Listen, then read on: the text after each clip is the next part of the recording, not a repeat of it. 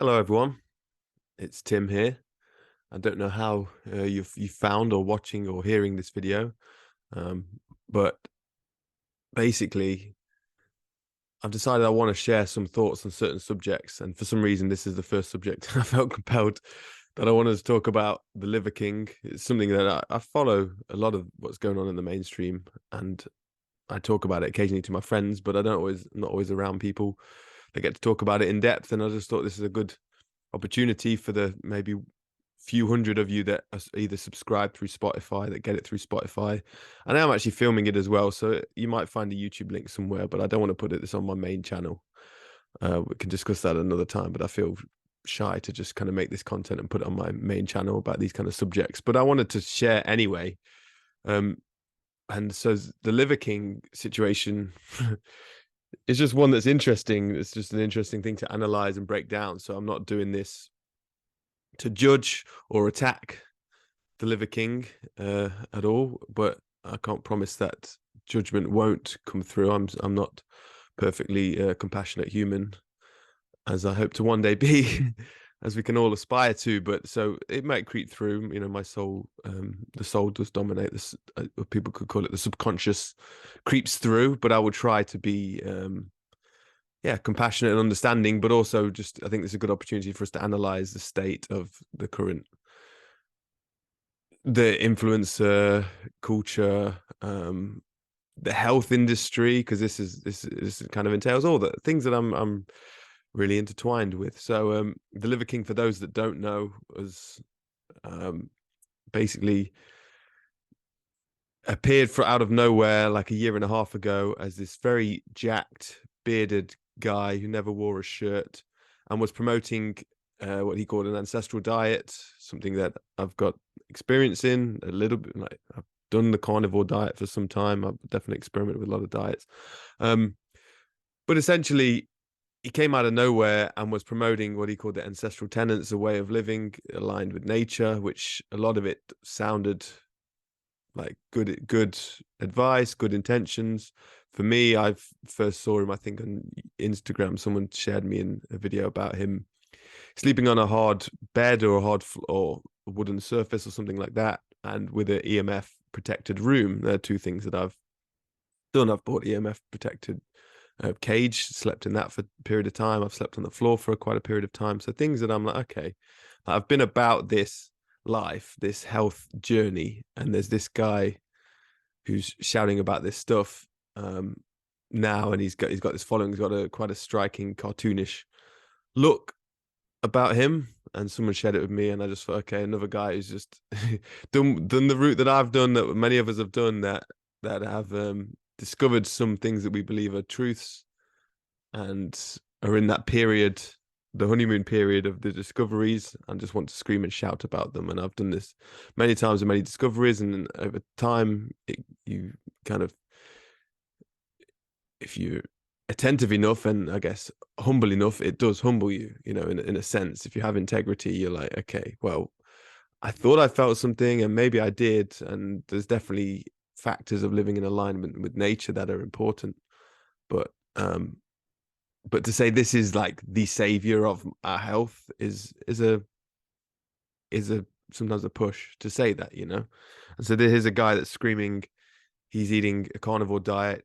I guess the main theme is that liver is the most nutrient dense food on the planet, and that it's the healthiest food to eat, and that he loves liver and eats a lot of liver, along with a heavy, yeah, pretty much promoting a carnivore diet and all this stuff. And his health is ridiculous. And I guess the selling point was his body. He's so jacked, and ripped and muscular, and it's because of the way that he lives. And so you can have this ripped body too, which is the central theme of most of the fitness industry. Is you can have this as well if you listen to what I say and live the way I live, and his, how he makes his money by the supplements that I'm selling. I'm promoting these ancestral supplements.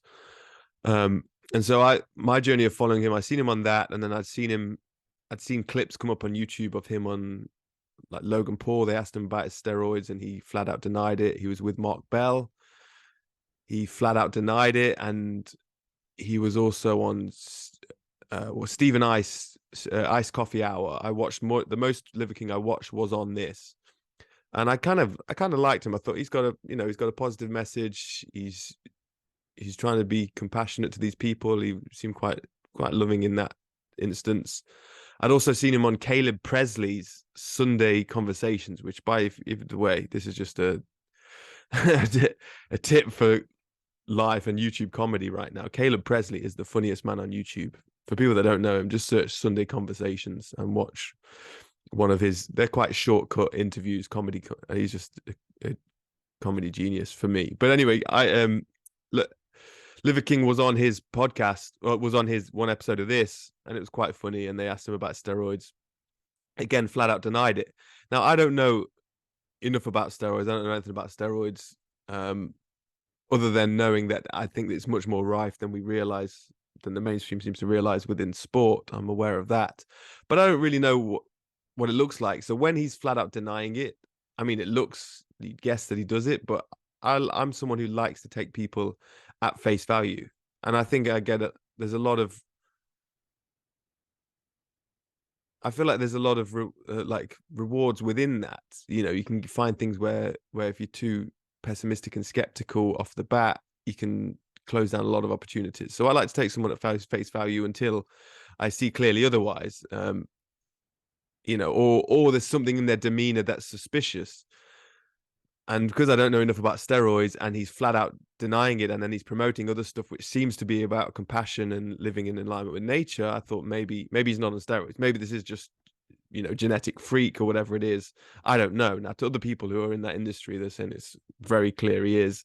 And now looking back, imagine, on Mark Bell's podcast, flat out denying it to someone like Mark Bell. I feel like he must have been like, come on, dude, like, or even off the radar, off the record, when he was off camera, they were like, discussed it off camera. But to have this persona of promoting natural living, and then to be doing steroids, and then flat out completely deny it when questioned about it, is just a huge red flag about everything, mainly about motives for what you're doing, and like, where's the integrity in that?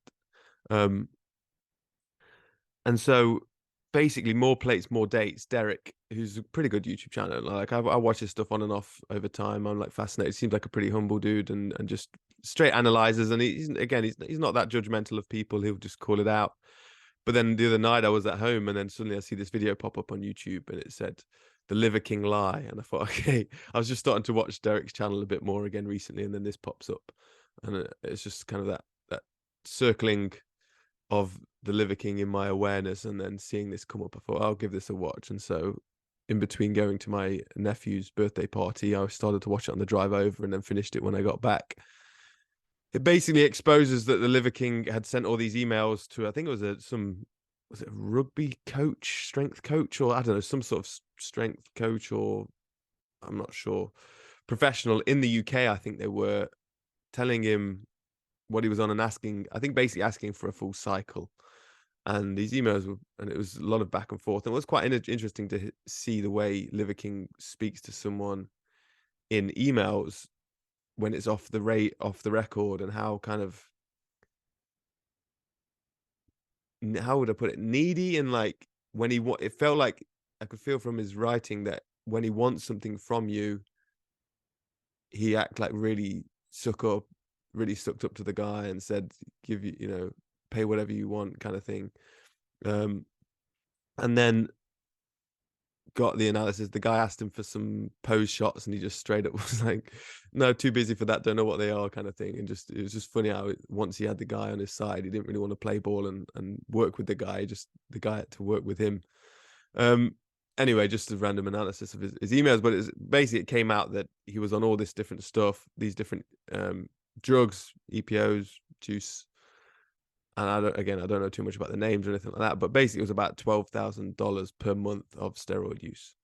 And there was another email that someone that worked for Liver King had emailed to More Plates, More Dates, Derek, directly, so separately. So there's several pieces of evidence showing that there was discussions of Liver King using steroids, and he was wanted Derek to help, basically.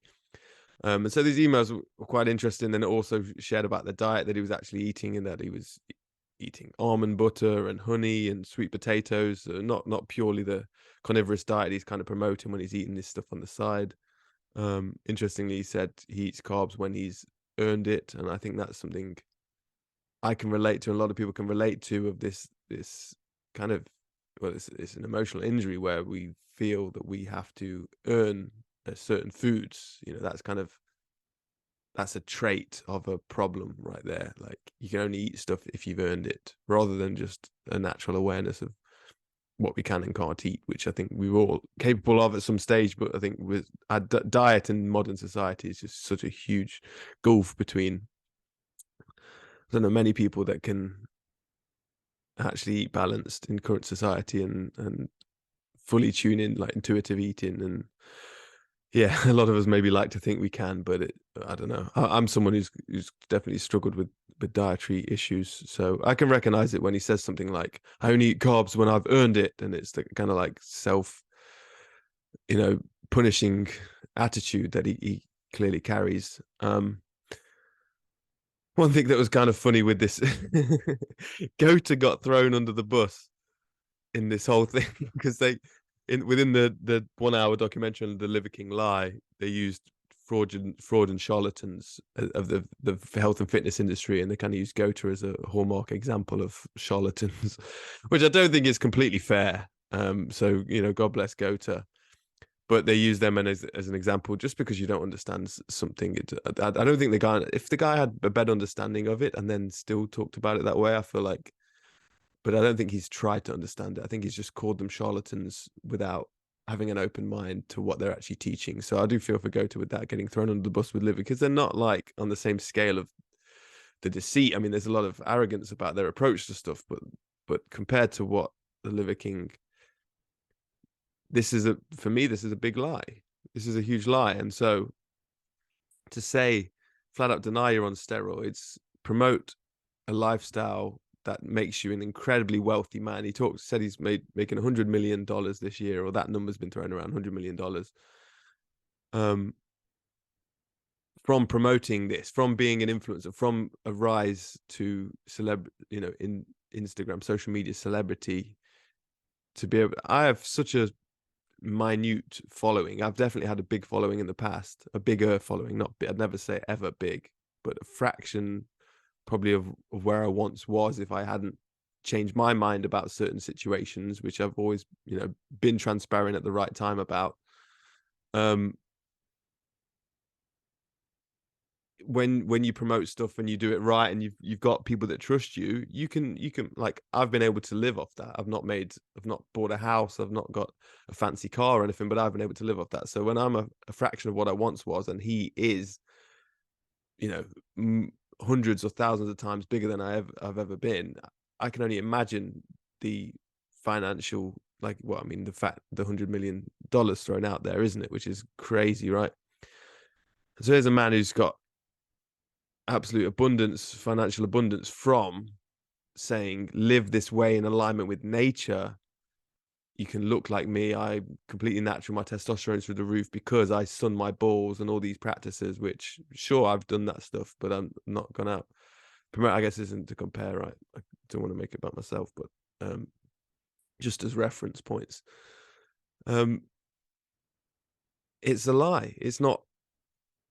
Your whole premise is built off of a lie, and it's steroids themselves are lie. It's one thing to do steroids and admit it, and in my eyes, that's still a lie, because yes, intellectually, verbally, you said the truth of what you do. That's a huge step, but the fact that your body isn't a true representation of what your body is, because it's been genetically modified, it's been edited the same way people have lip filler and face surgeries and boob jobs and stuff. You're using steroids, that's an enhancement, performance enhancement, it's an enhancement. It's not the truth. And that can completely become a debate.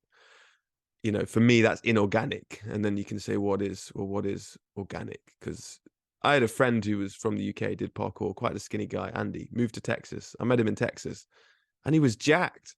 And I don't think he was doing steroids or anything. I think he was just eating the Texan beef or the Texan meat. And,